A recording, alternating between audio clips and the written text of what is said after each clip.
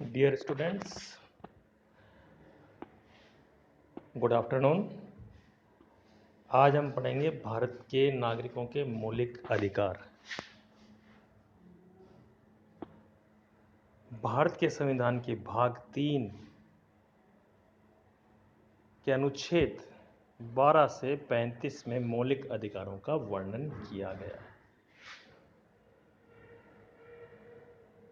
मौलिक अधिकार सरकार को व्यक्तिगत स्वतंत्रता का अतिक्रमण रोकने के लिए और उसके साथ नागरिकों के अधिकारों की समाज द्वारा अतिक्रमण से रक्षा करने का दायित्व भी राज्य पर डालते हैं। संविधान द्वारा मूल रूप से 7 मूल अधिकार भारतीय नागरिकों को प्रदान किए गए थे। समानता का अधिकार, स्वतंत्रता का अधिकार, शोषण के विरुद्ध अधिकार, चौथा अधिकार धार्मिक स्वतंत्रता का अधिकार, पांचवा अधिकार है सांस्कृतिक एवं शिक्षा की स्वतंत्रता का अधिकार, छठा है संपत्ति का अधिकार और सातवां संवैधानिक उपचारों का अधिकार।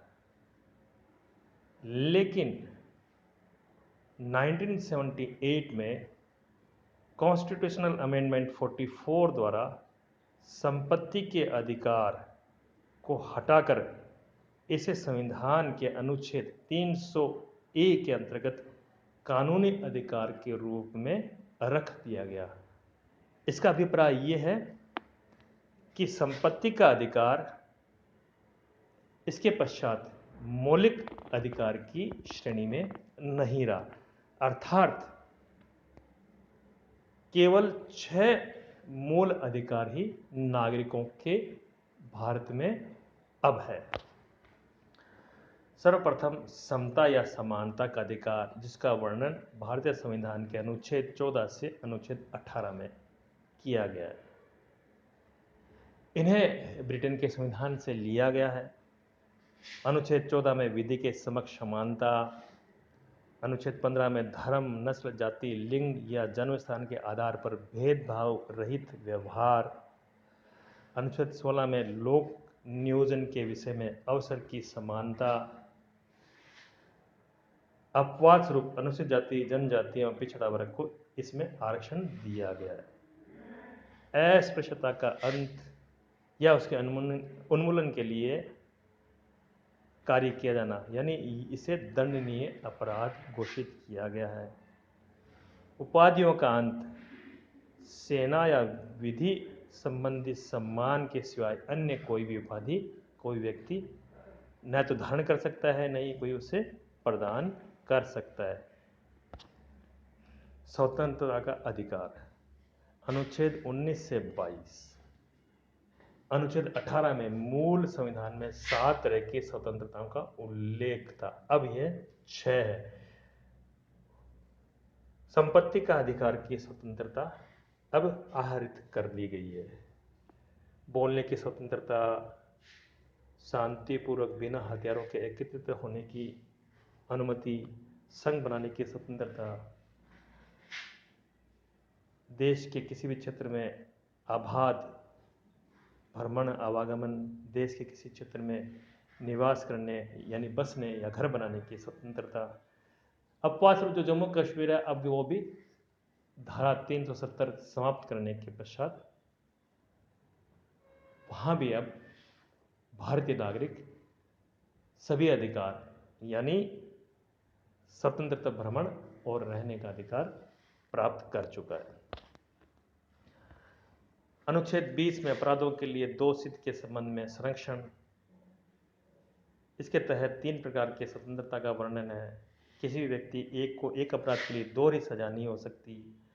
अपराध करने के समय जो कानून है उसी के तहत सजा मिलेगी, यानी न्याय के पहले और बाद में अगर कोई संविधान में परिवर्तन होता है तो वह उस पर लागू नहीं होगा। किसी भी व्यक्ति को स्वयं के विरुद्ध न्यायालय में गवाही देने के लिए बाध्य नहीं किया जा सकता है या किया जाएगा। प्राण एवं दैविक स्वतंत्रता का संरक्षण, अनुच्छेद 21 के में राज्य 6 से 14 वर्ष की आयु के समस्त बच्चों को ऐसे ढंग से जैसा कि राज्य विधि द्वारा अवधारित करे, निःशुल्क तथा अनिवार्य शिक्षा उपलब्ध कराएगा। 86वां संशोधन जो 2002 में हुआ, उसमें RTI राइट टू एजुकेशन का अधिकार इसमें दिया गया। इसके अतिरिक्त अनुच्छेद 22